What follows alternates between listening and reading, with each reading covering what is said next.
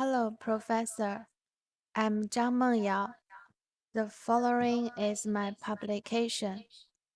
Now I'm start. Background to the study. From 960 anno domini, China used currency as a payment mechanism for the first time, even while cash is still the most widely accepted form of payment. It has its own set of limits and drawbacks for consumers. When someone pays in cash, for example, they must have enough cash on hand. Otherwise, they'll have to rely on ATMs or banking organizations to get cash. Furthermore, bogus currency is harder to identify immediately throughout the transaction process, and cash users are more likely to encounter issues when performing transactions. Problem statement. Malaysia leads the way in e-wallet usage when opposed to other Southeast Asian countries with a rate of 40%. However, when compared to nations with strong usage such as Sweden, where 87% of the population uses electronic wallets, this is regarded somewhat low. Furthermore, while Malaysia leads other Southeast Asian nations in the use of e-wallets, indicating that the country is on its way to becoming a cashless society, it is still not enough.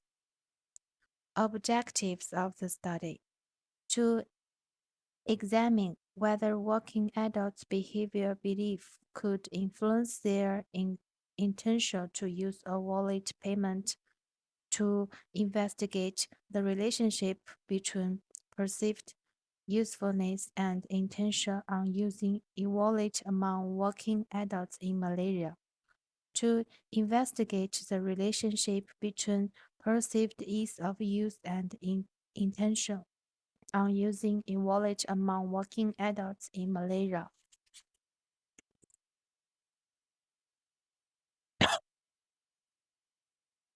Significance of the study. Our findings are likely to serve as a guide for the Malaysia government in encouraging working individuals to adopt e-wallets. The government, for example, might rethink rules to stimulate the use of e-wallets and boost the efficiency of operations between Malaysia customs and small company owners. Furthermore, e-wallet suppliers can quickly detect the transparency of business transactions such as fraudulent ones. E-wallet providers may gain from this as well, since their client base will grow. Limitations of the study. Our investigation was reduced to a sample size of 383 due to time and collecting procedure restrictions, because we employed online questionnaires as our primary and exclusive mode of data collection. The disadvantages of online surveys apply to this study as well. Survey fraud, when respondents may not be able to answer honestly or properly, is one of the drawbacks of conducting online surveys. Furthermore, due to the quick refresh rate of the internet or a lack of interest in taking surveys, there are restricted sample and respondent usability. consents while conducting online service.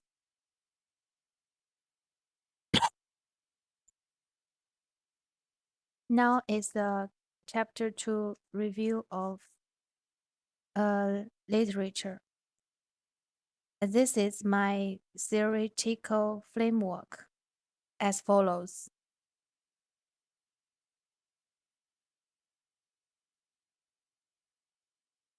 This is my methodological essays as follows. And chapter 3 is the methodology.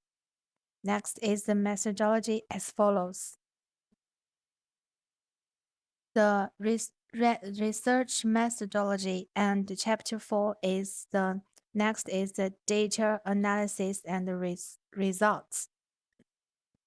Describe analysis and reliability test as follows. And the next one is the hypothesis testing as follows. As all of this, let's start the discussion. Implications. Our funding have substantial implications for the governments and the five.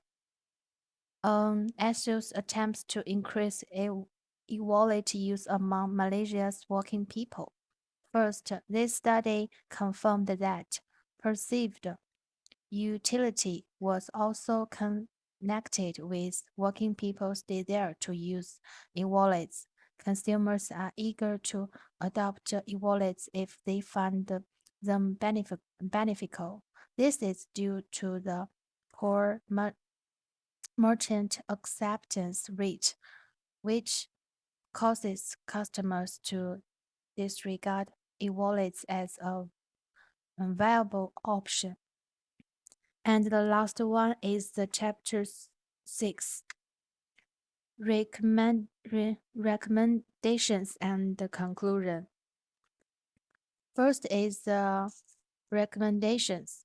Future study should not just perform customer polls, but also impact on subsequent interviews to gather more precise data and correct for any misconceptions that may arise from service alone. For people who cannot read or write down questionnaire responses, interviews have a greater response rate than online questions. Investigators can analyze respondents' nonverbal behavior. Individuals can conduct interviews in private and peaceful settings and so on. And unlike with online polls, you may have a wide range of backgrounds. And the last one is about the conclusion. Only H1 was received in this investigation. H2 and H3 were, however, rejected. Our data implies that perceived ease of use has no impact on working persons' willingness to adopt e-wallets. Furthermore, our findings indicate that H3 is unsupported, resulting in a non-significant link between felt safety and attitudes.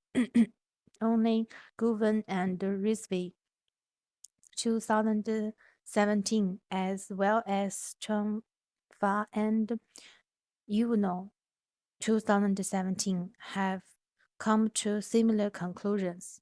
2018.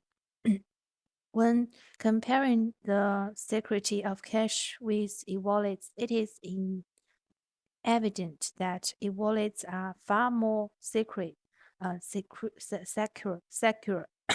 Caches faults that, such as being stolen and misplaced, can be addressed with an electronic wallet.